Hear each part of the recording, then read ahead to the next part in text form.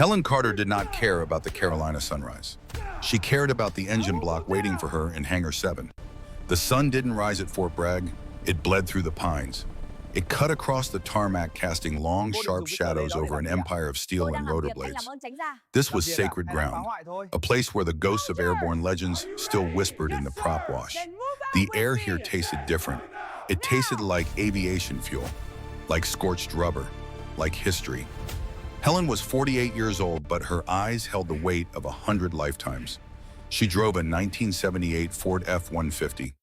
The paint was peeling, faded to the color of bruised iron, but the engine purred with a perfect mechanical heartbeat. She didn't trust anything with a microchip. She trusted things she could feel, things she could fix with a wrench, a rag, and bare hands. Her toolbox was solid steel. It weighed 80 pounds. It was dented, scratched, and scarred by shrapnel from deserts that didn't exist on any official map. Inside that box was a symphony of analog perfection. Ratchets, torque wrenches, calipers, no diagnostic tablets, no Bluetooth scanners, just cold, honest metal. Hangar 7 was a cathedral of modern warfare. It echoed with the sterile hum of server racks and air conditioning. The young mechanics inside did not look like mechanics. They looked like eye technicians. They wore pristine coveralls. They stared at screens. They didn't listen to the machines. They waited for software to tell them what was wrong. Corporal Kyle Bradley stood at the center of the bay, holding a glowing glass tablet like it was a holy relic. He was 22. His uniform was pressed so sharply it could cut glass. His boots had never seen combat mud, only parade ground asphalt. He had a promotion on his chest and absolute certainty in his head. He believed wars were won by algorithms. He believed history started the day he enlisted. Helen parked her truck. She grabbed the steel handle of her toolbox. The muscles in her forearm corded and lean tightened. She walked toward the hangar. Her boots hit the concrete with a slow, deliberate rhythm. Thud, thud, thud. The sound of a woman who knew exactly where she was going and exactly what she was capable of. In the deepest, darkest corner of Hangar 7 sat the bird. It was covered by a heavy canvas tarp, but Helen knew what it was. A relic, a shadow, a stealth prototype from an era when men fought in the dark without GPS. The young crew thought it was scrap. They thought it was a dinosaur waiting for the boneyard. They were wrong.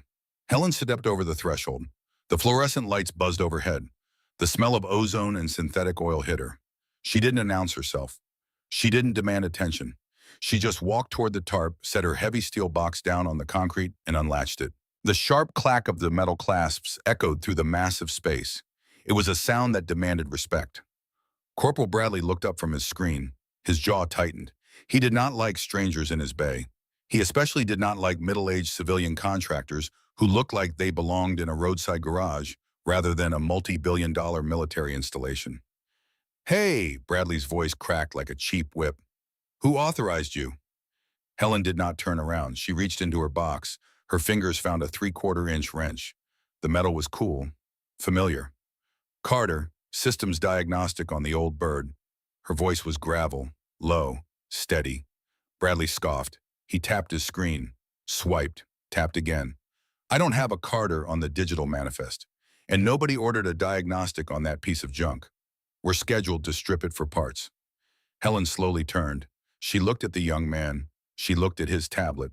She looked at his clean hands. "Paperwork went through command, level 4 clearance. Call it in if you want, but stay out of my way." She turned back to the chopper. She pulled back the heavy canvas tarp. The dull, radar-absorbent skin of the machine absorbed the light. It was beautiful. It was a beast of mechanical purity. No fly-by-wire nonsense.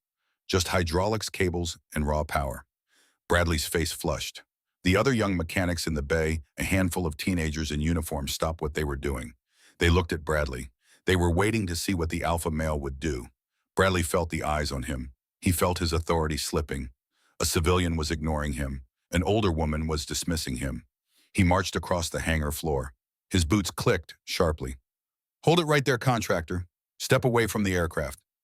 Helen paused. She let out a slow, quiet breath. She placed the wrench on the wing stub. She turned around. "Son, I have a job to do. You have screens to stare at. Let's keep our worlds separate." "I'm not your son," Bradley sneered. He pointed a finger at her chest. "I am Corporal Bradley. I am the NCOIC of this bay right now, and you are an uncleared, undocumented security risk touching a classified asset. It's a decommissioned frame, Helen said softly, and my clearance outranks your commanding officer's commanding officer. Check the physical log with Mitchell. The mention of Colonel Mitchell, the base commander, should have made Bradley pause.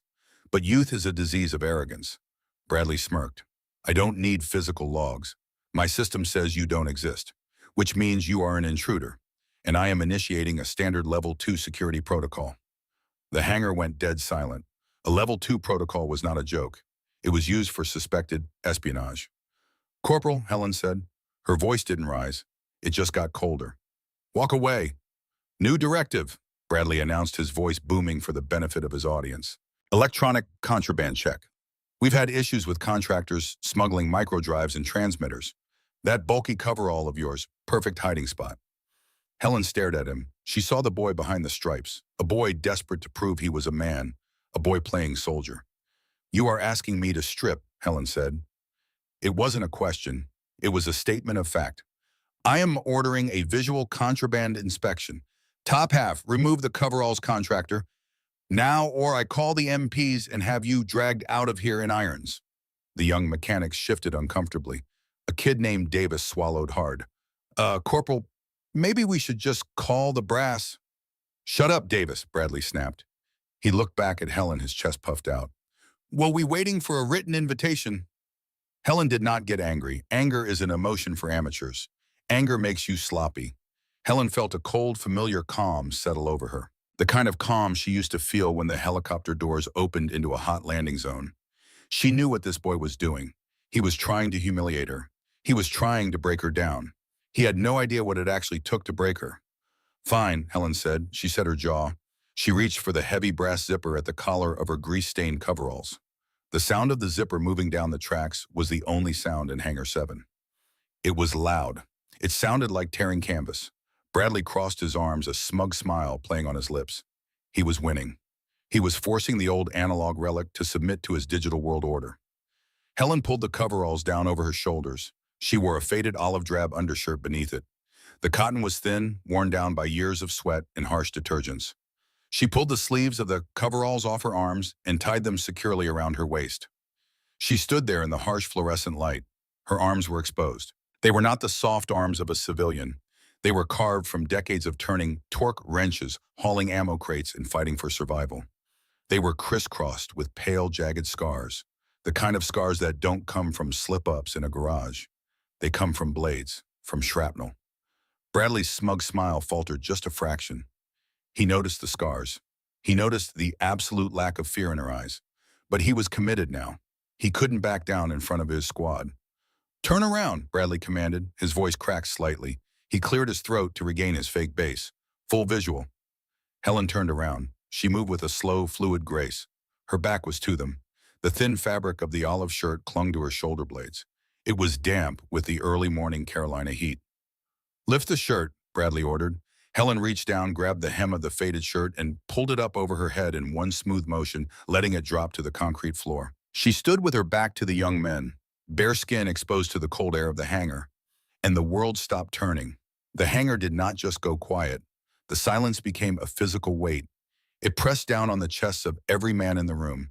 The smugness vanished from Bradley's face, replaced instantly by a cold, creeping dread that settled in the pit of his stomach like a lead weight. Because Helen Carter's back was not just skin. It was a canvas of violence, survival, and classified history. Covering her entire spine from the base of her neck down to the small of her back was a massive pitch-black tattoo. The ink was old, slightly faded at the edges, hammered into the skin with brutal military precision. It was an eagle, but not the proud screaming eagle of the screaming 101st, not the polished, majestic bird of a recruiting poster. This eagle was falling. Its wings were broken, violently jagged, as if shattered by anti-aircraft fire. Its talons were empty. Its head was bowed. It was a symbol of absolute catastrophic defeat, a symbol of men and women left behind in the dark to die. But it wasn't just the bird. Beneath the broken wings stamped into her flesh in block unyielding numbers was a sequence. 38.89, 112.04. They looked like coordinates, but to anyone who knew military history, to anyone who had spent time in the black archives, they weren't just numbers. They were a death sentence. They were a ghost story. The young mechanics didn't know exactly what they were looking at, but they felt the primal terror radiating from the ink. It was a brand. It was the mark of the Shadow Company, a unit that officially never existed, a unit that was wiped off the face of the earth 2 decades ago in a black operation gone horribly, unspeakably wrong. Davis took a step back. His boot scraped against the concrete. It sounded like a gunshot. Bradley opened his mouth. His tablet felt very heavy in his suddenly sweating hands. He realized with the terrifying clarity of a man stepping off a landmine that he had made a catastrophic mistake. This woman was not a contractor. She was a predator walking among sheep, and he had just demanded she bare her teeth. What? What is that? Bradley whispered.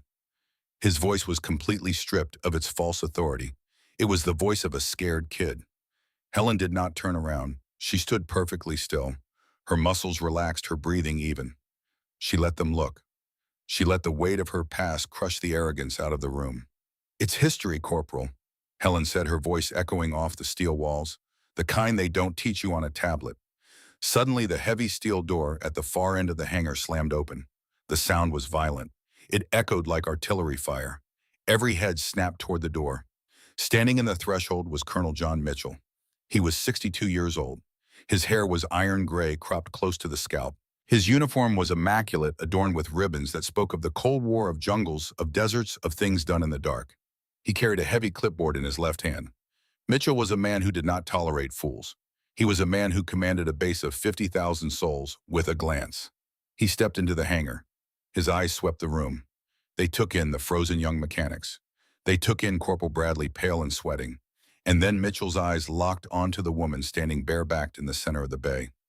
Mitchell stopped dead. The clipboard slipped from his fingers. It hit the concrete floor with a sharp, resounding clatter. Papers scattered across the floor like dead leaves. Colonel Mitchell did not notice the clipboard. He did not notice his aides scrambling behind him. He stared at the broken eagle on Helen's spine. He stared at the numbers, the coordinates. The blood drained from the old soldier's face. For a man who had stared down Soviet tank divisions, for a man who had ordered drone strikes with a calm heart, the sight of that ink hit him like a physical blow to the chest. He knew that, Bird. He knew those numbers.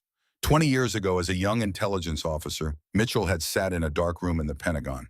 He had listened to the radio static as Shadow Company was overrun. He had been the man who delivered the order to abort the rescue mission. He was the man who had ordered the file burned. He was the man who had left them to die. And now a ghost from that dead company was standing in his hangar. Mitchell's breathing grew shallow. His hands, usually steady as bedrock, trembled for a fraction of a second before he clenched them into fists. He forced his military discipline to take over. He shoved the ghost back down into the dark corners of his mind. He walked forward. His strides were long, heavy, and purposeful. The air in the hangar seemed apart for him. Bradley snapped to attention, his hand trembling as it shot up to his brow in a salute. "Colonel, sir, we were just conducting a standard—" "Shut your mouth," Mitchell said. He didn't yell. He didn't have to. The quiet, lethal intensity of his voice cut through Bradley's soul like a razor blade. Mitchell stopped 10 feet from Helen. He didn't look at her back anymore. He looked at the floor. He gave her the respect of privacy. "Put your shirt on," Mitchell said softly. Helen calmly reached down, picked up the faded olive shirt, and pulled it over her head. She unknotted the sleeves of her coveralls and slid them back over her shoulders, pulling the heavy brass zipper up to her collar. She turned around to face the colonel. Her face was expressionless. Her eyes met Mitchell's. There was a silent conversation passing between them, a conversation spanning 20 years of blood betrayal and buried secrets. Mitchell turned his gaze to Bradley. The young corporal was visibly shaking now. He looked like he wanted the concrete floor to open up and swallow him whole. "Corporal Bradley," Mitchell said, his voice a low rumble, "explain to me why I walked into my hangar and found a civilian contractor stripped half naked in front of a squad of junior enlisted." "Sir," Bradley stammered. His throat was bone dry. "Security protocol. She wasn't on the digital manifest. I suspected electronic contraband. I was following standard operating procedure for uncleared personnel in a restricted zone." Mitchell stepped closer to Bradley. He invaded the boy's personal space. Mitchell smelled like old leather coffee and pure authority. "Standard operating procedure," Mitchell repeated quietly. "Yes, sir. The tablet." Bradley held up the glowing screen like a shield. Mitchell reached out and took the tablet from Bradley's hand. He looked at the screen for exactly 1 second. Then, without breaking eye contact with Bradley, Mitchell opened his hand and let the tablet drop. It hit the concrete and shattered. Glass spider-webbed across the glowing interface. The screen flickered and died. Bradley flinched. "That screen is not the law, son," Mitchell whispered, his voice vibrating with barely contained fury. "That screen is a crutch for men who don't know how to look at the world with their own two eyes. You did not execute a security protocol. You executed a power trip. You tried to humiliate a woman who has forgotten more about duty, honor, and sacrifice than you will ever learn in your entire miserable, shortened career." Bradley swallowed. "Sir, I didn't know." "That is exactly the point," Mitchell roared, his voice finally breaking the leash. The sound echoed off the high ceiling like thunder. Davis and the other mechanics physically jumped back. "You didn't know because you didn't ask. Because you looked at an old toolbox and decided you were superior. You looked at the dirt on her hands and thought she was beneath you." Mitchell pointed a rigid finger at the broken tablet on the floor. "Technology is a tool. It is not a replacement for judgment. It is not a replacement for respect. And it is damn sure not a replacement for leadership." Mitchell stepped back. He looked at the squad of terrified teenagers. "Everybody out. Now, clear this bay." The young men scrambled. They dropped wrenches. They didn't bother packing up. They sprinted for the hangar doors as fast as their boots could carry them. "Not you, Bradley," Mitchell snapped. Bradley froze in his tracks. "You are suspended. Effective immediately," Mitchell said, his tone returning to that cold administrative deadliness. "Strip those chevrons off your collar. You are restricted to barracks. You will not touch a piece of machinery. You will not access a terminal, and you will not speak to another mechanic until I decide whether I am going to court-martial you for conduct unbecoming or simply throw you out of my army. Do you understand me?" "Yes, sir," Bradley whispered. Tears of absolute humiliation pricked the corners of his eyes. He reached up with trembling fingers and tore the Velcro rank patches off his uniform. "Get out of my sight." Bradley turned and practically ran out of the hangar. The heavy steel doors slammed shut behind him. The hangar was silent again, just the hum of the fluorescent lights. Mitchell and Helen were alone. The colonel stood there for a longer time. He looked at the shattered glass of the tablet on the floor. Then he slowly raised his eyes to meet Helen's. The iron posture of the base commander softened just a fraction. He suddenly looked very old. He looked like a man carrying a mountain of guilt on his shoulders. "Helen," Mitchell breathed. It was the first time he had used her name. "Colonel Mitchell," Helen replied. Her voice was flat, emotionless. "I read the after-action report," Mitchell said quietly. 20 years ago, I read it. They said there were no survivors. They said the compound was vaporized. They said Shadow Company was gone." "They lied," Helen said simply. "Or you lied. It doesn't matter much to the dead, does it?" Mitchell closed his eyes. He took a deep, ragged breath. "I was an analyst, Helen. I passed the intel up the chain. The brass made the call to cut the cord. I didn't pull the trigger. But God help me, I held the gun." Helen reached into her toolbox. She picked up a heavy steel rag. She wiped grease from her hands. "I didn't come here for an apology, John. Apologies are cheap. They don't unbreak wings." "Then why are you here?" Mitchell asked, stepping closer. "Why come to Fort Bragg? Why take a civilian contract turning wrenches on decommissioned birds?" Helen looked past Mitchell. She looked at the heavy canvas tarp covering the stealth chopper in the back of the hangar. "You think that's a decommissioned bird?" Helen asked. Mitchell frowned. He looked at the tarp. "It's a relic, an old analog prototype. They dumped it here 10 years ago. It's not even on the active roster. We're scheduled to scrap it for parts next month." Helen walked past the colonel. She walked over to the tarp. She grabbed the thick canvas and pulled it hard. The tarp slid off the machine. Under the harsh lights, the chopper looked like a mechanical beast. It wasn't sleek like modern birds. It was boxy heavy, coated in a thick, matte black material. It had massive analog dials in the cockpit. No touchscreens, no digital interfaces. Just heavy switches, copper wiring, and pure mechanical linkage. "It's not scrap, John," Helen said, her voice dropping lower. "It's the only aircraft on this entire base that can still fly." Mitchell shook his head. "What are you talking about?" "We have a fleet of Apaches on the tarmac. We have F-35s on the north runway." "All wired to the teeth," Helen countered. She ran her hand along the thick skin of the chopper. "Fly-by-wire, digital avionics, network targeting. You need a server farm just to turn the rotors on. It's the 21st century, Helen." "And that is exactly the problem," Helen said. She turned to face him. Her eyes were sharp, calculating. "This bird right here, The skin isn't just radar absorbent. It's woven with lead and copper mesh. The avionics are completely isolated. Mechanical relays, analog dials. Do you know what that means, Colonel? Mitchell was an old soldier. His mind raced back to the Cold War, to the doctrines of mutually assured destruction, to the fears of nuclear airbursts. It's hardened, Mitchell whispered, against an EMP. It's an electromagnetic fortress, Helen confirmed. She patted the cold steel of the fuselage. If a high-altitude pulse goes off above this base, every Apache, every F-35, every tablet that boy Bradley worships becomes a very expensive paperweight. The entire grid goes dark. But this old girl, you turn the key, pump the throttle, and she fires right up. She's immune to the digital age. Mitchell stared at the chopper. The realization hit him. It was a massive vulnerability masked as obsolete junk. How do you know this? The specs on this prototype were buried. Because my team stole the schematics for it 20 years ago, Helen said, right before the mission went sideways. Mitchell's blood ran cold. He looked back at Helen. He remembered the tattoo. He remembered the broken eagle. But now he thought about the numbers beneath it. The coordinates on your back, Mitchell said, his voice barely a rasp. 38.89, 112.04. You recognize them, Helen said. I ran the op, Mitchell said. It was supposed to be a surgical strike on an insurgent stronghold, a weapons cache. It wasn't insurgents, John, Helen said softly. She stepped away from the chopper.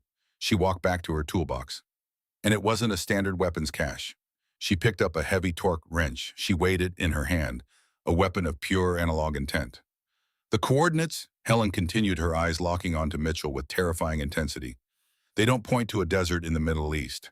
They point to a bunker, a Soviet-era black site forgotten by time buried under the ice. Mitchell felt a physical chill run down his spine. What was in the bunker, Helen? VX gas, Helen said. Mercurius. Weaponized, stable, enough to wipe out the eastern seaboard, and someone is trying to sell it. The team was sent in to secure it, but we were ambushed. Someone gave them our insertion vectors. Someone inside the wire sold us out. And you tattooed the location on your spine. Mitchell realized the horror dawning on him. To make sure it was never lost. To make sure you never forgot.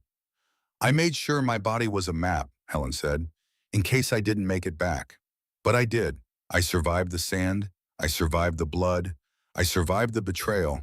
And I've been hunting the man who sold us out ever since. Mitchell stood paralyzed. The implications were staggering. If that gas was still out there, if someone had the coordinates. Why come here now, Helen? Mitchell asked. After 20 years, why show up in my hangar to fix an EMP-proof chopper? Helen set the wrench down. The metallic clack was final, absolute. Because he's not in the Middle East anymore, John, Helena said. The temperature in the room seemed to drop 10 degrees. The man who sold us out. The man who is brokering the gas. I tracked his financial ghost. I tracked his digital footprint. Helen looked toward the heavy steel doors of the hangar, out toward the sprawling expanse of Fort Bragg. He's here, Helen whispered. He's inside this base, and he's going to make his move today. Before Mitchell could respond, before he could process the sheer magnitude of the threat, the heavy steel walls of the hangar shuddered. It wasn't an explosion. It was deeper than that. It was a subsonic vibration that rattled the fillings in Mitchell's teeth. Overhead, the massive bank of fluorescent lights flickered violently. They buzzed like angry hornets, screaming a high-pitched whine. And then with a heavy concussive thud that echoed across the entire base, the lights exploded in a shower of sparks and dead glass. The hangar plunged into absolute pitch-black darkness. Outside, the mechanical roar of the base, the hum of generators, the whine of distant jet turbines, the chatter of radios died instantly. The silence that followed was unnatural. It was total. It was the silence of a digital world having its throat cut. A second later, the heavy emergency backup lights kicked on, casting the hangar in a blood-red glow. The crimson light painted shadows across the walls. It illuminated the analog chopper sitting like a beast waiting to be unleashed. Mitchell looked at his digital wristwatch. The screen was dead. Black. He reached for his radio on his belt. He pressed the transmit button. Nothing. Dead air. EMP. Mitchell whispered, his voice trembling in the red light. He's here, Helen said. In the red emergency light, Helen Carter didn't look like a 48-year-old civilian mechanic anymore. She looked like a soldier standing on the edge of a battlefield. Her jaw was set. Her eyes were hard. She reached into her heavy steel toolbox, bypassed the wrenches, and pulled out a massive heavy iron pry bar. The digital age just died, Colonel, Helen said, the iron heavy in her hands. Welcome back to the analog world. Corporal Kyle Bradley did not know how to exist in the dark. For his entire life, the world had been illuminated by screens. Blue light, liquid crystal displays, touchpads. He navigated reality through a digital filter. When Colonel Mitchell stripped the rank from his chest, Bradley had not felt the sting of physical pain. He had felt the absolute terror of being disconnected, of being erased. He sat in the auxiliary server room on the second floor of the administration block. The air conditioning hummed a constant, soothing white noise. The room was bathed in the sterile glow of a dozen high-capacity server racks. Bradley was sweating. His fingers trembled over the mechanical keyboard of the secure terminal. He was angry, a deep, humiliating anger that burned in the back of his throat. He had been embarrassed, dismantled in front of his squad by an old man and a grease-stained civilian. He reached into his pocket. His fingers closed around a small matte black USB drive. He had procured it 3 weeks ago from a contractor in cybersecurity. It was supposed to be a ghost drive, a skeleton key. It bypassed standard firewalls to pull personnel files that were flagged or sealed. Bradley didn't want to destroy the base. He just wanted leverage. He wanted to find out exactly who Helen Carter was. He wanted to find a DUE, a dishonorable discharge, a psychiatric hold. Anything to prove to Colonel Mitchell that the woman was a liability. Anything to get his stripes back. He stared at the blinking cursor on the screen. The digital age had taught him that actions had no physical weight. A keystroke was just a keystroke. A download was just a download. There was no recoil. There was no smell of cordite. He pushed the USB drive into the terminal port. The screen froze. Bradley frowned. He tapped the spacebar. Nothing. He reached for the mouse. The optical laser beneath it was dead. Then the command prompt vanished. The blue background turned entirely violently red. Lines of code began to cascade down the monitor. It wasn't English. It wasn't standard military encryption. It looked like a digital hemorrhage, a virus tearing through the base's nervous system. "Come on," Bradley muttered, his heart rate spiking. He grabbed the USB drive and yanked it out. It was too late. The code had already infected the mainframe. It didn't just target the personnel files. It bypassed the localized servers. It shot straight into the base's core infrastructure. The hum of the air conditioning died. The server racks, row upon row of blinking green lights, turned uniformly crimson and then went completely dark. A deep, unnatural vibration shook the floorboards. It felt like a subway train passing directly beneath his boots. It was the sound of the base's massive electromagnetic shielding failing. It was the sound of the defensive grid collapsing. Then came the pulse. It was silent. It had no flash. But Bradley felt it in his teeth, a sudden sharp metallic taste in his mouth. The hair on his arm stood straight up. His digital watch went blank. The emergency exit signs above the doors flickered and died. The server room plunged into absolute suffocating blackness. Kyle Bradley was blind. He stumbled backward, knocking over his chair. The sound of plastic hitting the floor was deafening in the sudden quiet. The steady, reassuring hum of Fort Bragg was gone. The base had been electronically lobotomized. He patted his pockets in a panic. He pulled out his smartphone. He pressed the power button. Nothing. The screen was a slab of dead glass. "Oh, God," Bradley whispered into the dark. "What did I do?" Panic gripped his throat. The arrogance that had fueled him all morning evaporated. He was just a boy alone in the dark. He had to get out. He had to find light. He had to find his squad. He dropped to his hands and knees, feeling his way across the industrial carpet until his fingers brushed the cold steel of the doorframe. He pushed it open and stumbled into the corridor. The hallway was a tomb. The emergency red lights had not engaged here. The pulse had fried the battery backups. Then Bradley heard it, through the thick concrete walls coming from the perimeter of the base. A sound that did not belong to a digital world. A deep, rhythmic thud. Thud, thud, thud. Heavy rotors, unregistered, unmarked, coming in fast and low beneath the dead radar net, followed by a sound Bradley had only ever heard on a computer speaker. The sharp mechanical crack of automatic gunfire. Real bullets, tearing through the Carolina morning. The invasion had begun. Inside Hangar 7, the crimson glow of the emergency lighting painted the concrete in the color of dried blood. Colonel Mitchell stood perfectly still. The EMP had washed over them, but the heavy lead and copper lining of the hangar's walls had absorbed the worst of it. The old analog prototype sat behind them, completely unfazed by the death of the digital world. Mitchell drew his sidearm, a heavy steel-frame 1911, a relic of a bygone era. 7 rounds of .45 caliber stopping power. No laser sights, no biometric grips, just iron sights and mechanical reliability. He racked the slide. The metallic clack was loud and reassuring. They blinded the grid, Mitchell said, his voice a low, gravelly whisper. He moved toward the heavy steel personnel door at the front of the hangar. Air defenses are down, communications are dead, we are an open vault. Helen Carter did not draw a weapon. She reached into her toolbox. Her hands moved with practiced, terrifying speed. She bypassed the standard wrenches. She reached the bottom compartment. She pulled out a heavy forged steel pry bar. It was 2 feet long. It weighed 8 pounds. One end was tapered to a chisel point. The other ended in a heavy curve. It was a tool designed to break open seized engine blocks. It was a tool designed to shatter bone. It's not an invasion, John, Helen said softly. She moved into the shadows near the hangar wall. Her boots made absolutely no sound on the concrete. It's a smash and grab.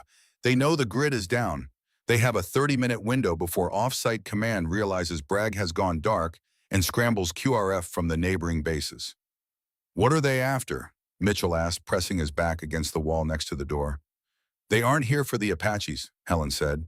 She pointed the heavy steel bar toward the massive, ugly silhouette of the stealth prototype. They are here for the core, the analog guidance system. It's the only navigation tech left in the world that can guide a missile through an EMP field. The man selling the VX gas needs that core to deliver the payload. Mitchell's grip on his pistol tightened. Over my dead body. That is exactly the plan, Colonel. The steel personnel door suddenly shuddered. Someone was on the other side. They weren't knocking. They were planting breaching charges. Get back, Mitchell roared. He raised his 1911. The door exploded inward. The concussive wave hit Mitchell like a physical punch. A blinding flash of white light tore through the red gloom. Smoke and pulverized concrete filled the air. Before the smoke could clear, figures moved through the breach. They were fast, professional. They wore dark tactical gear, no glowing night vision goggles.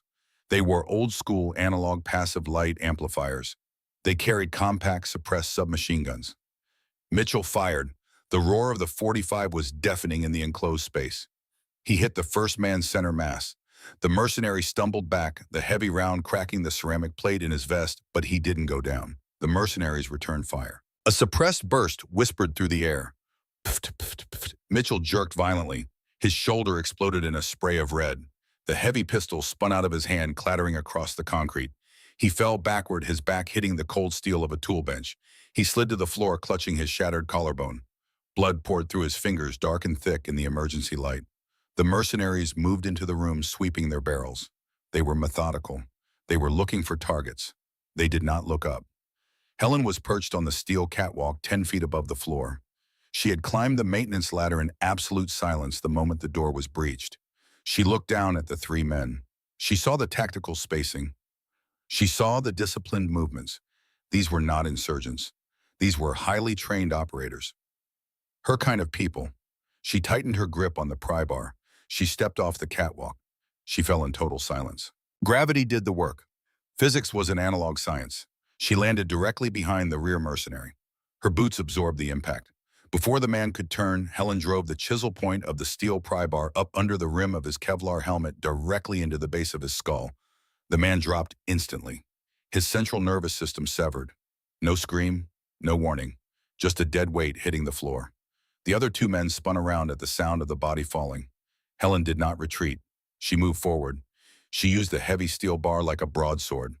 The second mercenary raised his rifle. Helen stepped inside his guard. She swung the pry bar in a brutal horizontal arc. The heavy steel connected with the man's knee. The joint shattered with a sickening crunch. The man collapsed, his finger pulling the trigger in a reflexive spasm, sending suppressed rounds pinging harmlessly into the ceiling.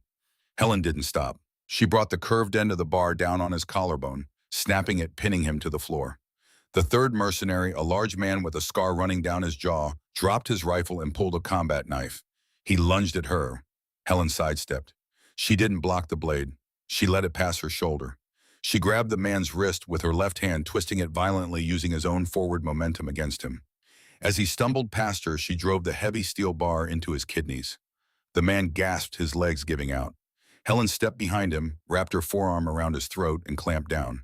She applied pressure. 10 seconds. The man struggled, his boots kicking against the concrete. 15 seconds. His eyes rolled back. 20 seconds. He went entirely limp. She dropped the unconscious man. The entire engagement had lasted less than 12 seconds. The hangar was quiet again, save for the ragged breathing of Colonel Mitchell bleeding against the tool bench. Helen walked over to him.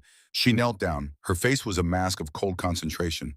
"John," she said. She reached into his vest, pulled out a trauma dressing, and ripped it open with her teeth. Mitchell coughed. Blood flecked his lips. He looked past her at the 3 bodies on the floor. He looked at the heavy steel pry bar in her hand, dripping with dark fluid. "You haven't lost a step," Mitchell wheezed. "Keep pressure on this," Helen commanded, pressing the dressing hard into the bullet hole in his shoulder. Mitchell grunted in pain. "The artery is intact. You'll live, but you can't fight." "They're coming for the bird," Mitchell said, his head lolling back against the steel bench. "They have a squad out there. Maybe a platoon." "I know," Helen said. She picked up one of the dropped submachine guns. She checked the chamber. It was loaded, but she didn't put the strap over her shoulder. She set it on the bench next to Mitchell. "What are you doing?" Mitchell asked. "Guns make noise. Guns run out of bullets," Helen said softly. She wiped the pry bar on a clean rag. "This hangar is my garage. I know every blind spot. I know every shadow. They have to come to me." A noise at the blown-out doorway made them both freeze. Helen raised the pry bar, stepping back into the shadows. A figure stumbled through the smoke. He was coughing, his hands raised in front of him. He wasn't wearing tactical gear. He was wearing a pristine pressed uniform, now covered in dust and ash. It was Corporal Bradley. He was terrified. His eyes were wide, unblinking, adjusting to the red light. He looked at the bodies on the floor. He looked at the blood pooling around the colonel. He looked at Helen standing in the shadows with a bloody piece of heavy iron in her hand. Bradley fell to his knees. The arrogance was completely gone. The boy who had demanded she strip an hour ago was now shaking uncontrollably. "It's gone!" Bradley sobbed, his voice cracking. "The whole grid, the servers, everything is dead. I plugged it in. I just wanted to look up her file. I just wanted to see, and everything died." Mitchell's eyes widened through the pain. He looked at the boy. You triggered the EMP. You planted the malware." Bradley buried his face in his hands. "I didn't know. The guy in CyberSec, he said it was just a back door. I didn't know." Helen walked out of the shadows. She stood over the weeping corporal. She didn't yell. She didn't strike him. She reached down, grabbed the front of his uniform, and hauled him to his feet with terrifying strength. "Look at me," Helen demanded. Bradley shook his head, keeping his eyes squeezed shut. "Look at me." Her voice was a whip crack. Bradley opened his eyes. He looked into the face of the woman he had tried to humiliate. He saw no pity. He saw absolute cold resolve. "Your screens are dead, son," Helen said, her voice dropping to a low, intense rhythm. "Your network is gone. Your algorithms cannot save you. The digital world just burned down. Welcome back to reality." Bradley swallowed a sob. "I don't know what to do. My tablet." Helen slapped him. It wasn't a hard strike. It was a sharp, stinging slap across the cheek. It snapped his head back. It broke the cycle of panic in his brain. "Forget the tablet," Helen said. She pointed to the massive stealth chopper sitting in the dark. "That machine right there is the only thing standing between us and a chemical nightmare. The men outside want to take it. They are professionals. They will kill you without a second thought. Do you understand?" Bradley nodded slowly, his cheek burning. "Good," Helen said. She walked over to the tool bench. She grabbed a heavy 3-foot-long pipe wrench. She walked back and shoved the heavy iron into Bradley's chest. Bradley grabbed it reflexively. The weight of it pulled his arms down. It was cold. It was heavy. It was real. "Grip it with both hands," Helen instructed. "If a man in black armor comes through that door, you don't aim. You don't calculate. You swing for the helmet. You swing until the bone breaks. You understand the physics of a lever, Corporal." "Yes," Bradley whispered. "Then use it." Helen turned to Mitchell. "Colonel, can you hold this angle?" Mitchell picked up the submachine gun with his good arm. He rested the barrel on his knee. He racked the bolt. "I have one good arm and 30 rounds. I will hold the door." "They won't come through the door again," Helen said. She looked up at the high-vaulted ceiling of the hangar. She looked at the ventilation shafts. She looked at the massive sliding steel bay doors at the rear. "They know we have a choke point. They will flank." She reached into her coveralls. She pulled out a thick stick of black grease paint. She walked to the center of the concrete floor. "Pay attention, Corporal," Helen said to Bradley. She knelt down and began drawing on the floor. No digital maps, no GPS overlays, just a woman drawing a schematic of a battlefield with black grease. "We are here," Helen said, drawing an X. "The bird is here. There are 3 blind spots in the overhead catwalks. There is a blind spot behind the hydraulic lifts." She drew rapid, precise lines. Bradley watched mesmerized. The abstract geometry of the hangar was being translated into a tactical kill zone. "They have night vision," Helen said, standing up. "We have shadows. They rely on comms. We rely on silence." She looked at Bradley. The boy was holding the pipe wrench tightly. His knuckles were white. The terror was still there, but beneath it, Helen saw the faintest spark of desperate resolve. Survival instinct was kicking in. "No radios," Helen said. She tapped her chest and pointed to Bradley. "Eye contact. Hand signals. If you don't know the signal, you watch my hands. If I move, you move. If I stop you, freeze. If I kill you, watch my back. Are we clear?" "Clear," Bradley said. His voice was steadier now. Helen reached down to the hem of her faded olive shirt. She ripped a long strip of fabric from the bottom. She tied it tightly around her right wrist to keep the sleeve from catching.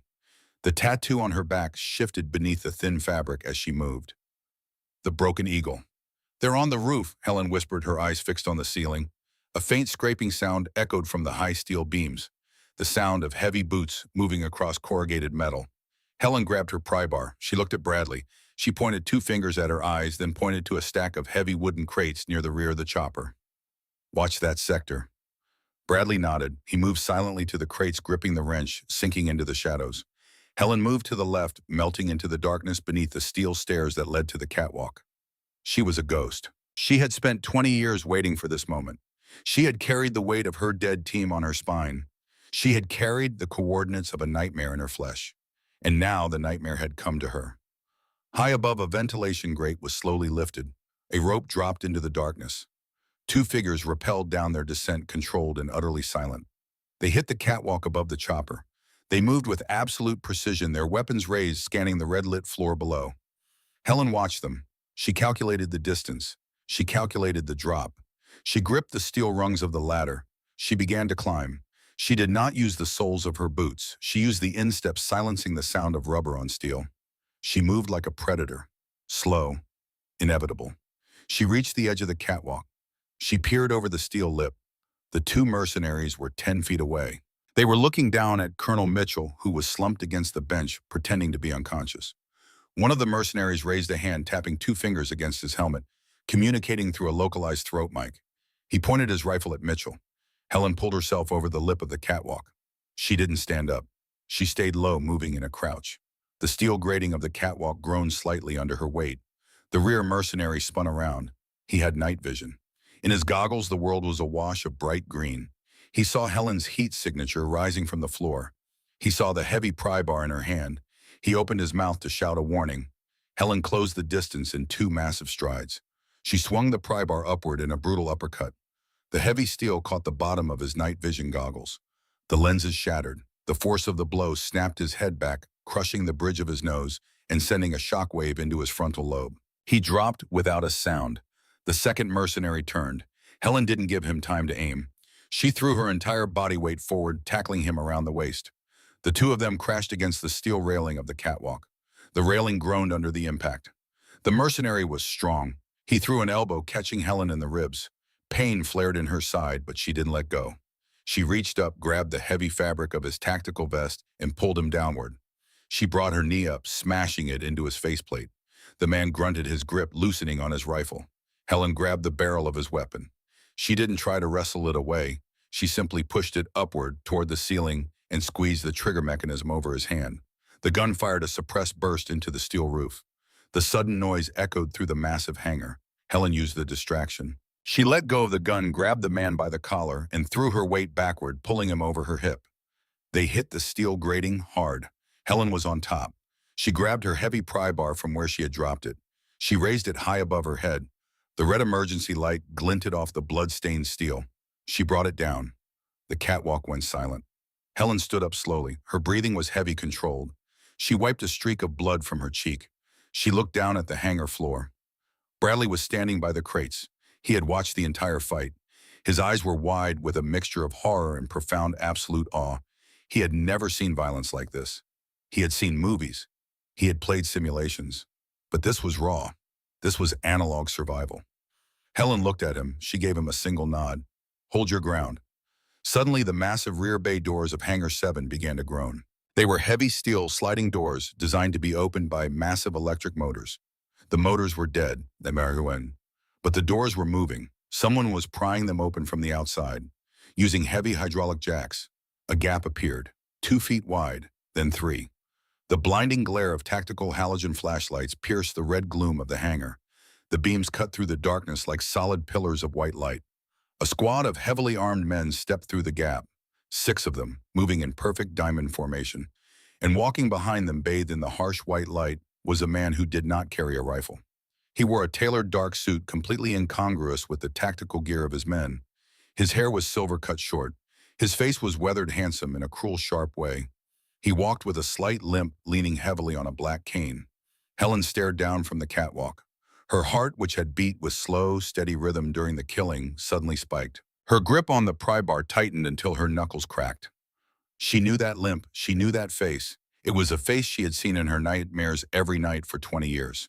It was Elias Vance, former Captain United States Army, former commanding officer of Shadow Company, the man who had sold the coordinates of the bunker to the highest bidder, the man who had called in the strike on his own team to cover his tracks, the man Helen had watched burn in a fiery helicopter crash. But he hadn't burned. He had survived. He had thrived in the shadows. Vance stepped into the hangar. He looked around. He saw the dead bodies of his men near the door.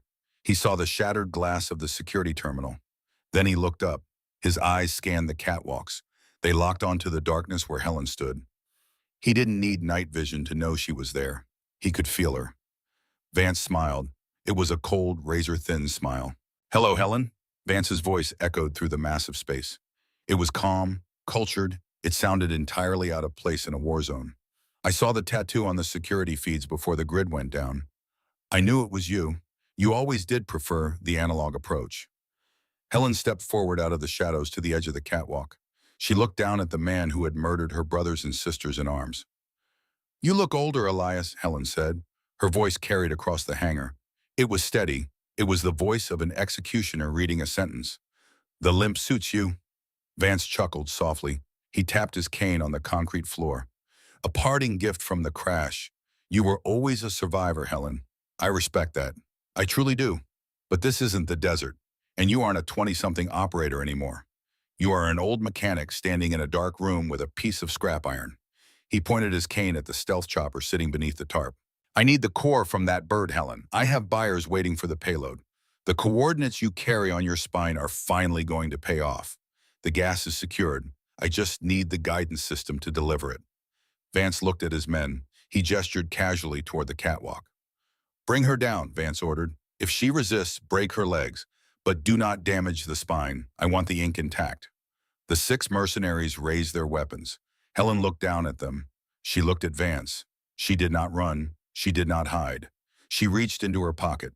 She pulled out a heavy forged steel combination wrench. She looked across the hangar, locking eyes with Corporal Bradley, who was trembling behind the crates. Helen gave him a hand signal, a signal not found in any modern field manual, a signal born in the blood and dirt of a forgotten war. "Engage." Helen dropped off the catwalk, plummeting directly into the blinding white light of the halogen beams. Helen Carter fell through the crimson dark. Gravity was a physical law.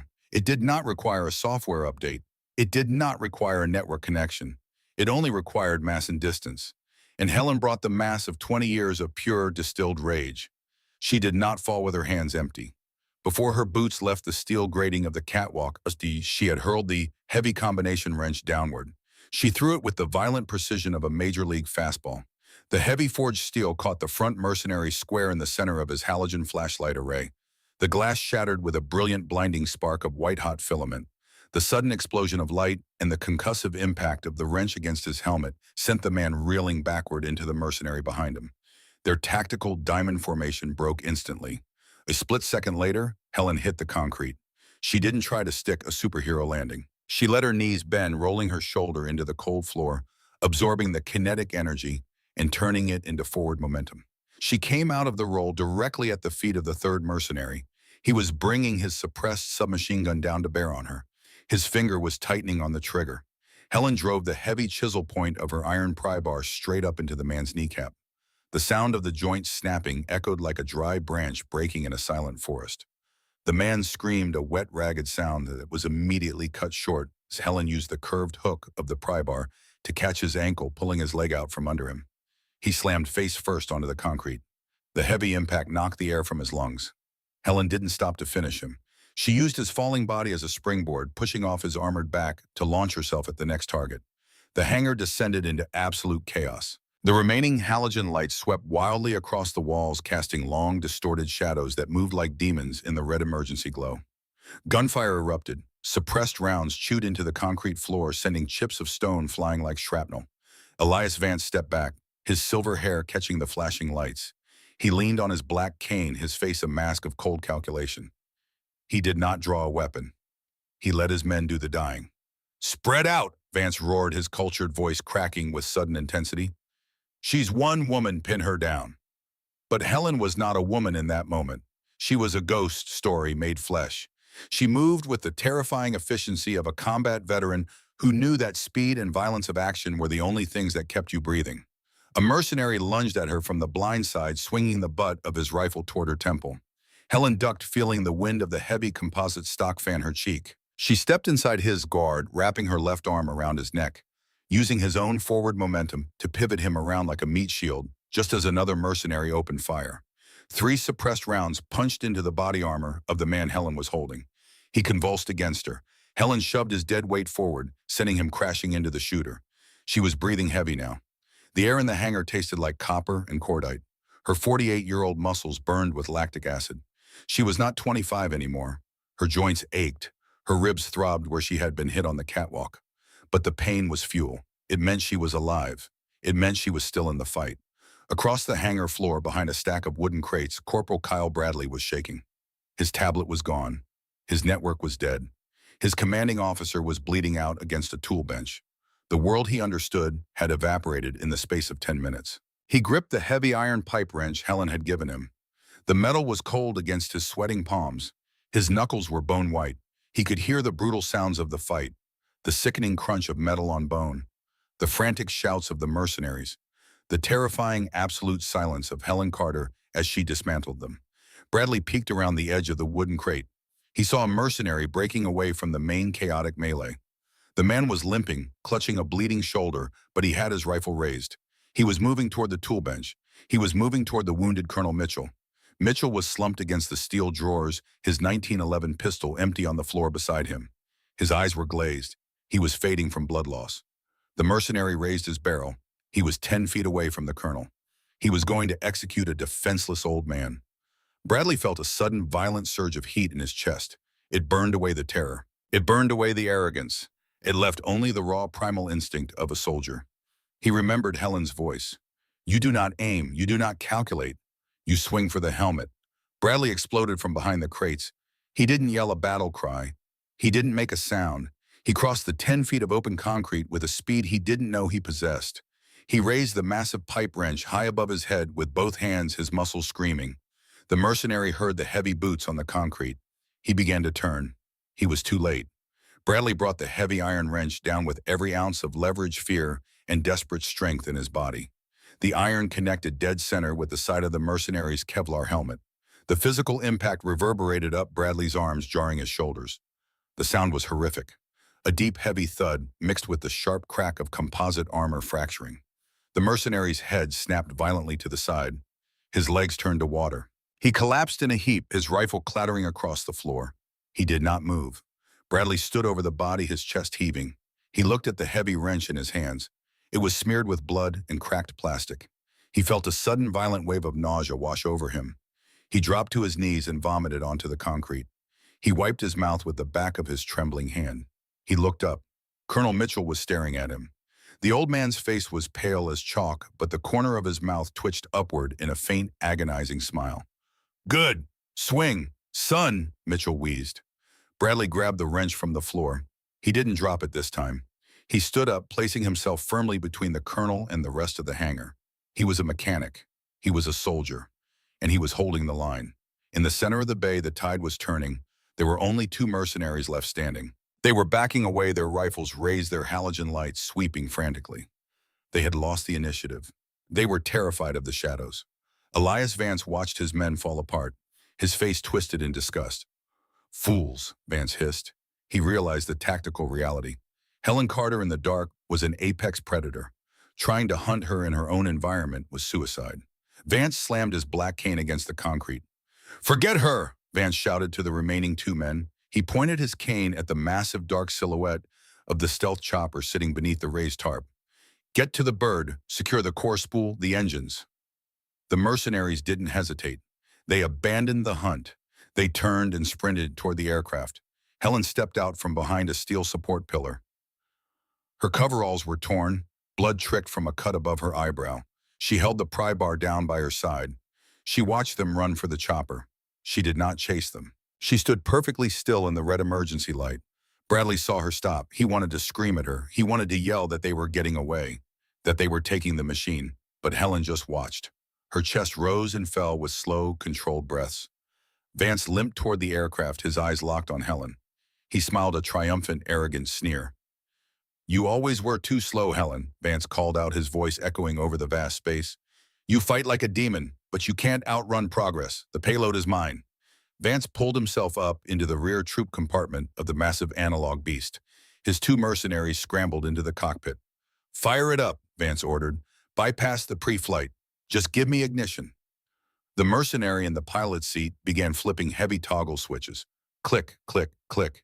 This was not a modern fly-by-wire system. It did not require a software boot sequence. It did not require a handshake with a satellite network. It was pure, beautiful mechanical engineering. The massive battery relays engaged with a heavy physical clunk that shook the floor. The starter motors whined a high-pitched scream that cut through the silence of the dead base. And then the massive twin turbine engines caught fire. The sound was apocalyptic. The roar of the analog engines inside the enclosed concrete hangar was deafening. It hit the chest like a physical blow. A massive cloud of blue exhaust smoke billowed from the exhaust ports, filling the red-lit air with the choking stench of burning aviation fuel. Above them, the massive heavy composite rotor blades began to turn. Whoop, whoop, whoop. The wind inside the hangar became a hurricane. Dust, loose paper, and debris whipped through the air in a blinding vortex. Bradley shielded his eyes, leaning his body weight against the wooden crates to keep from being blown backward. The stealth chopper was a beast waking from a 10-year slumber. Vance stood in the open side door of the troop compartment. He looked down at Helen standing on the hangar floor. The downwash from the rotors whipped her graying hair around her face. She didn't flinch. She just stared at him.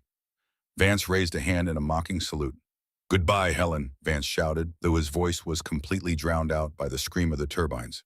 "Tell the ghosts of Shadow Company I said hello." He slapped the bulkhead. "Take us up. Blow the bay doors if you have to. Just get us out of here." The pilot grabbed the heavy collective lever. He pulled upward, feeding fuel into the screaming engines, changing the pitch of the massive analog rotor blades. The chopper shuddered. The landing gear groaned as thousands of pounds of steel fought against gravity. The skids lifted 1 inch off the concrete floor. Helen Carter closed her eyes. She let the deafening roar of the engines wash over her. She didn't need to look. She didn't need a digital diagnostic tablet to tell her what was happening inside the belly of that machine. She knew every bolt. She knew every wire. She knew every ounce of hydraulic pressure flowing through the primary lines. Because 2 hours ago, before Bradley had interrupted her, before the EMP, before the mercenaries breached the door, Helen had been doing her job. She had been performing a manual diagnostic. And when Helen Carter inspected a machine, she didn't just look at it, she felt it. She had felt the slight, almost imperceptible vibration in the primary hydraulic relief valve. She knew that the digital sensors the young mechanics relied on were reading nominal. The software said the pressure was fine, but the software was blind to the physical world. Helen had taken her heavy torque wrench. She had reached deep into the engine housing, and she had manually tightened the mechanical relief valve. She hadn't fixed it. She had sealed it shut. In a digital aircraft, a warning light would have flashed. A computer would have overridden the pilot and shut down the engines to prevent catastrophic failure. But this was an analog bird. It did exactly what the pilot told it to do. It pushed fluid. It built pressure. With no relief valve, the pressure in the primary lines did not stop at 3,000 pounds per square inch. It climbed to 4,000, 5,000. The pilot pulled harder on the collective, trying to lift the heavy bird. 6,000 pounds per square inch. Inside the titanium hydraulic manifold, the physical limits of forged steel were reached. The failure was not digital. It was spectacularly violently mechanical. A sound like a cannon shot detonated inside the engine cowling. A massive pressurized stream of boiling hydraulic fluid exploded from the ruptured manifold. It blew a hole straight through the side of the engine casing, spraying a mist of vaporized oil directly onto the red-hot exhaust turbines. The fluid ignited instantly. A massive fireball erupted from the starboard engine. The pilot lost all collective control. The hydraulic system, the lifeblood of the analog machine, died in a fraction of a second. The massive rotor blades, spinning at 400 revolutions per minute, lost their pitch control. They bit into the air at violent opposing angles. The entire 20-ton helicopter pitched violently to the right. The main rotor blades smashed into the heavy steel support beams of the hangar ceiling. The sound of the composite blades shattering was louder than the engines. Massive chunks of jagged debris, some weighing 50 pounds, spun through the air, like artillery shrapnel, burying themselves deep into the concrete walls. The chopper violently rolled over. The skids slammed back onto the concrete floor with a bone-shattering crunch. The tail boom swung wildly, smashing into a tool rack, collapsing the steel shelves like tinfoil. The aircraft tore itself apart in a terrifying display of kinetic energy. Sparks rained down like fireworks. The fireball on the engine sputtered and died, starved of oxygen by the halon fire suppression system that mechanically triggered from the impact. Then silence returned. The heavy, ringing silence of complete destruction. The wind died down. The smoke began to settle in a thick, toxic layer across the hangar floor. The stealth prototype, the analog beast, lay on its side. Its rotors were jagged stumps. Its belly was ripped open. It was a smoking, ruined carcass. Helen Carter opened her eyes. She stood in the exact same spot. She had not moved an inch. Shrapnel had scarred the concrete less than 2 feet from her boots. She raised her heavy iron pry bar. The metal was still cold. The metal had not failed her. She began to walk slowly toward the wreckage. Inside the crushed troop compartment of the helicopter, Elias Vance was coughing up blood. The world was spinning. The impact had thrown him violently against the bulkhead. His left leg, the one that already bore the scars of his betrayal 20 years ago, was pinned beneath a crushed steel bench. He couldn't feel it below the knee. He heard the groans of his pilot dying in the cockpit. He tasted ash and hydraulic fluid. He dragged himself forward, using his elbows, pulling his trapped leg free with an agonizing scream. He rolled out of the open side door of the downed chopper and tumbled onto the concrete floor of the hangar. He lay on his back, staring up at the red emergency lights through the thick black smoke. He heard the slow, deliberate rhythm of heavy boots approaching. Thud, thud, thud. Vance reached to his waistband. His tactical holster had survived the crash. He pulled out a heavy suppressed pistol. His hand was shaking violently. He struggled to sit up, leaning his back against the shattered fuselage of the aircraft. He aimed the pistol into the smoke. The silhouette of a woman emerged. Helen Carter walked through the haze. Her face was smeared with soot and blood. Her eyes were hollow. They held no anger. They held no pity. They held the absolute emptiness of a grave. "Stop," Vance coughed. He leveled the pistol at her chest. "Stop right there, Helen." Helen didn't stop. She took another step. The heavy iron pry bar hung loosely at her side. "I said stop," Vance screamed, his cultured facade completely shattered. He was a terrified, broken old man. He pulled the trigger. The suppressed pistol coughed. Helen felt the bullet impact. It hit her high on the left side, punching through the heavy fabric of her coveralls, grazing her ribs. It felt like a hot iron rod sliding across her skin. She stumbled, her left shoulder dipping, but her boots stayed planted on the concrete. She did not fall. She did not raise a hand to the wound. She looked down at the blood blooming on her side. Then she looked back up at Vance. She took another step. Vance's eyes widened in absolute horror. He was shooting a ghost, and ghosts don't stop. He aimed again. His hand was shaking so badly he could barely keep the sights aligned. He pulled the trigger. Click. The gun was empty, or it had jammed in the crash. It didn't matter. Vance dropped the useless piece of metal. He pressed his back harder against the wreckage, trying to push himself away from her, but there was nowhere to go. Helen stood over him. She looked down at the man who had ordered the death of her squad. She looked at the man who had forced her to carry a map of poison on her spine for 2 decades. "It wasn't supposed to end like this," Vance whispered, blood bubbling on his lips.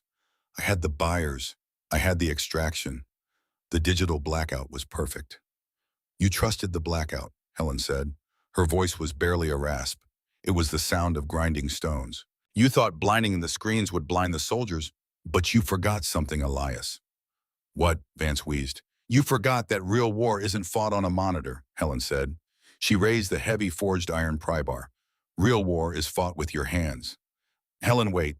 The gaze, the coordinates. You still need me to... I don't need you, Helen said. She looked him in the eye. Shadow Company sends their regards. Helen brought the heavy steel down. She didn't use the chisel point. She used the flat, heavy, blunt edge. She brought it down with the crushing weight of 20 years of grief directly across Elias Vance's collarbone and chest plate. The sound was absolute. The impact shattered the bone and crushed the sternum. Vance's eyes rolled back. His head hit the concrete. He was dead before the echoes of the strike faded from the massive hangar walls. Helen stood over the body.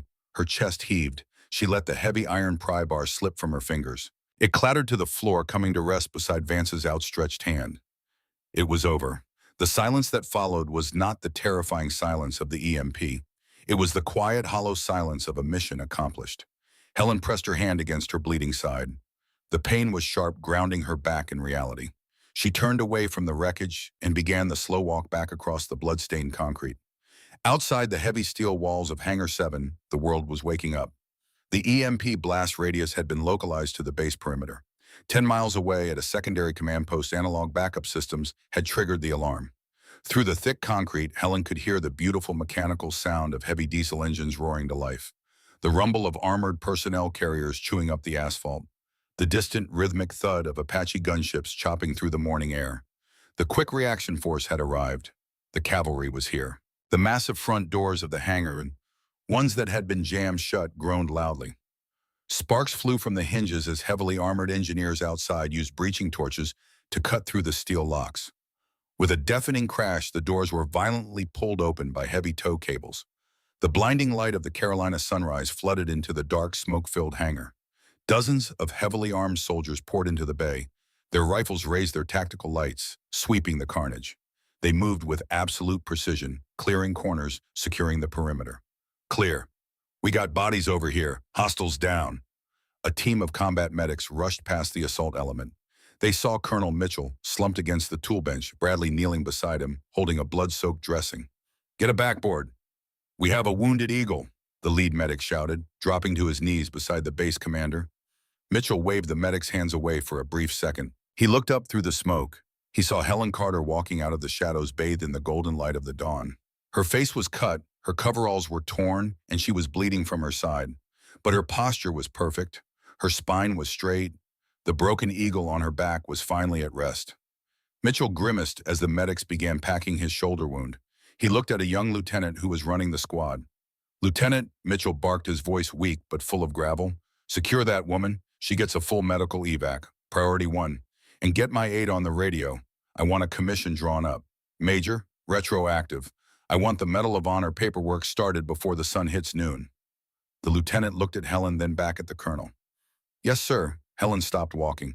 She looked at Mitchell. She shook her head slowly. No medals, John, Helen said quietly. The noise of the QRF securing the hangar was deafening, but Mitchell heard her perfectly. I don't exist, remember. The ink on my back is classified. The men who died for it are classified. You can't pin a star on a ghost. Mitchell stared at her. You saved the base, Helen. You stopped the Corps from leaving. You killed Vance. You can come in from the cold. The Army needs people who know how to fight in the dark. The Army has him, Helen said. She turned her head and looked down at Corporal Kyle Bradley. The boy was still on his knees. His uniform was ruined. He was covered in sweat dirt and the blood of the mercenary he had struck down. He was no longer the arrogant kid who had worshipped a glass screen. The fire of the forge had burned away the boy and left a man behind. Helen walked over to him. The medic stepped aside, sensing the gravity of the moment. Bradley looked up at her. His eyes were wide, filled with an emotion that was profound, absolute respect. It bordered on reverence. Helen reached out her hand. She didn't pat him on the shoulder. She didn't offer a gentle touch. She grabbed the heavy, blood-stained iron pipe wrench from his lap. She wiped the grip on her torn sleeve, then held it out to him handle first. You hold on to this, Corporal. Helen said, her voice a low, steady rumble. A tablet tells you what you want to hear. Iron tells you the truth. Bradley reached out with a trembling hand and took the wrench. He gripped it tightly. It felt like an anchor tying him to the real world. "Yes, ma'am," Bradley whispered. "And Corporal," Helen said. "Ma'am." Helen nodded toward the ruined smoking carcass of the stealth chopper in the back of the bay. "When the MPs are done taking pictures, you get a bucket of solvent and a heavy canvas rag," Helen instructed. "You scrub the oil off that deck. You clean every piece of shrapnel. You treat that machine with respect. She gave her life to keep you breathing today. Don't you ever let her rust." Bradley swallowed hard. The tears he had held back finally cracked through, mixing with the dirt on his face. He nodded slowly, his jaw tight. "I'll clean her, ma'am. I promise." Helen gave him a single sharp nod. She turned away. She walked over to the spot where she had first entered the hangar. Her heavy steel toolbox was still sitting on the concrete floor. It hadn't been touched in the chaos. She reached down with her good arm and grabbed the cold steel handle. The 80 pounds of analog perfection lifted off the floor. Helen did not look back. She walked past the heavily armed soldiers. She walked past the medics. She walked past the flashing lights of the emergency vehicles gathering on the tarmac. She walked out of Hangar 7 and into the blinding warm light of the Carolina sun. The desert of the Middle East was finally behind her. The ghosts of Shadow Company could finally rest. Helen Carter walked across the flight line, a lone figure in a world of machines, her boots thudding a slow rhythmic cadence against the asphalt. She walked back to her old Ford truck, loaded her heavy steel box into the bed, and drove away. She left behind no files, no digital footprint, no medals. She left behind a boy who finally understood the weight of iron. She left behind a colonel who finally understood the cost of a secret. And she left behind the quiet, terrifying legacy of a generation that did not need electricity to be dangerous. The quiet professionals, the analog warriors. They do not fade away. They simply wait in the shadows until the lights go out. And when the world goes dark, they are the ones who strike the match.